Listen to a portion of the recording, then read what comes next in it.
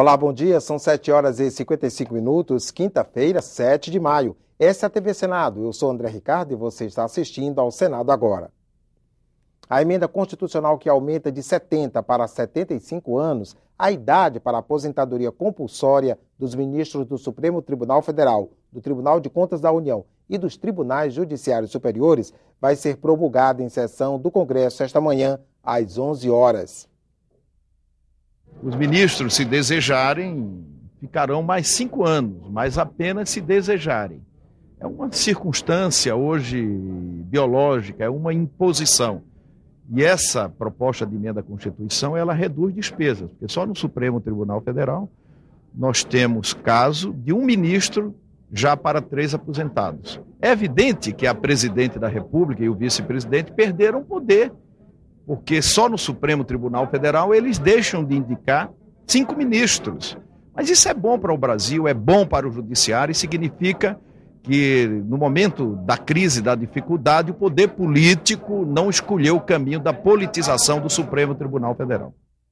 A aposentadoria compulsória aos 75 anos poderá ser ampliada para todos os servidores públicos em uma futura lei complementar a ser discutida pelo Congresso Nacional. Foi lido nesta quarta-feira o requerimento que pede a criação da CPI dos fundos de pensão. Apresentado pelos senadores Aloysio Nunes Ferreira e Ana Amélia, o requerimento pede que sejam investigados os investimentos realizados por fundos de pensão de empresas estatais, tais como Petros, da Petrobras, Postales, dos Correios e Previ, do Banco do Brasil. Parlamentares têm denunciado a falta de transparência e a má aplicação dos recursos dos fundos. E a Comissão de Direitos Humanos faz uma audiência pública esta manhã para debater o tema. A audiência é interativa. Perguntas e comentários podem ser encaminhados pelo portal www.senado.leg.br/e-cidadania ou pelo telefone do Alô Senado 0800 61 2211. A Comissão de Relações Exteriores realiza logo mais às 10 da manhã uma audiência pública para debater a situação política na Venezuela. A repórter Mariana Abreu tem as informações. Foram convidadas a falar na audiência pública as venezuelanas Lilian Tintori e Mitzi Capriles. Lilian é casada com Leopoldo Lopes, ex-prefeito de Chacal, um dos municípios que integra a chamada Grande Caracas.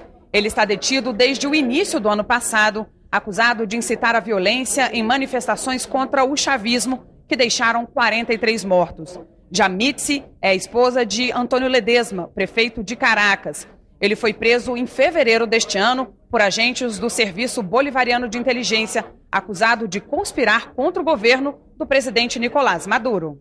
Nós vamos receber aqui essas duas senhoras para nos continuar nesse processo de esclarecimento sobre a situação atual e é, sobretudo, um momento em que a Comissão de Relações Exteriores, mais uma vez, pela sua maioria, vai reiterar um apelo ao governo brasileiro que atue como um fator de moderação na Venezuela. A Comissão de Direitos Humanos realiza audiência pública também hoje à tarde para ouvir o defensor do povo da Venezuela, Tarek William Saab. Ele deve falar sobre a situação dos direitos humanos naquele país. A Comissão de Agricultura e Reforma Agrária se reúne daqui a pouco para discutir os usos de medicamentos genéricos na agropecuária. A audiência pública foi proposta pelos senadores Wellington Fagundes e Benedito de Lira. Os medicamentos genéricos para uso humano com preços menores que os de marcas de referência trouxeram mudanças para o mercado brasileiro. No setor agropecuário, o uso de medicamentos genéricos pode trazer outros benefícios além da queda dos preços. Um exemplo é o aumento da competitividade da produção brasileira no mercado internacional. A Lei 12.689, que dispõe sobre o assunto, foi sancionada em julho de 2012. Mas o registro dos produtos genéricos veterinários ainda depende da regulamentação do Ministério da Agricultura. Devem participar da audiência representantes do Sindicato Nacional da Indústria de Produtos para a Saúde Animal e do Ministério da Agricultura. A Procuradoria da Mulher do Senado promove logo mais às 10 da manhã uma audiência pública interativa. O assunto em debate é a violência na atenção obstétrica. Direito dos empregados, deveres dos patrões. O Senado concluiu nesta quarta-feira o ciclo de lutas de uma categoria pelo reconhecimento profissional. 2 anos depois de entrar para a Constituição, a emenda dos trabalhadores domésticos foi regulamentada. A última rodada de votações antes de virar lei não foi sem atritos. A relatora na Comissão de Assuntos Sociais, Ana Amélia, retomou boa parte do texto original do Senado. Só manteve 6 pontos incluídos pelos deputados. O projeto levado à votação estabelece algumas diferenças entre os direitos dos empregados domésticos e os outros trabalhadores.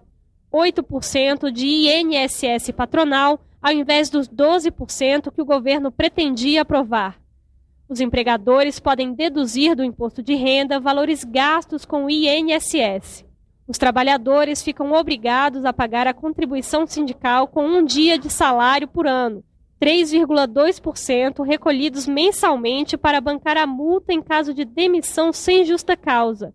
Nos casos em que o empregado seja demitido por justa causa, a poupança é devolvida ao patrão. O objetivo de tão somente trazer justiça a estas pessoas, homens e mulheres, e também um marco regulatório nesta relação de capital e trabalho. O relator na Comissão de Constituição e Justiça acrescentou uma guia para facilitar o recolhimento de tributos. Um super simples doméstico que estará na internet, haverá uma única guia, um sistema que vai fazer uma declaração, já vai colocar o valor do salário, já sai calculado o que é INSS, o que é FGTS, o que é seguro-acidente de trabalho. E uma facilidade para quem vai regularizar a situação dos empregados domésticos. Porque tem muito empregado doméstico que trabalhou 10 anos numa residência e que agora vai ter assinado a carteira. E esse tempo que ficou para trás, quem quiser reconhecer, vai poder reconhecer, vai poder parcelar em até 120 meses, com prestação mínima de R$100. Os dois relatores discordaram sobre a forma de pagar e compensar as horas extras. Ana Amélia defendeu a compensação em 3 meses.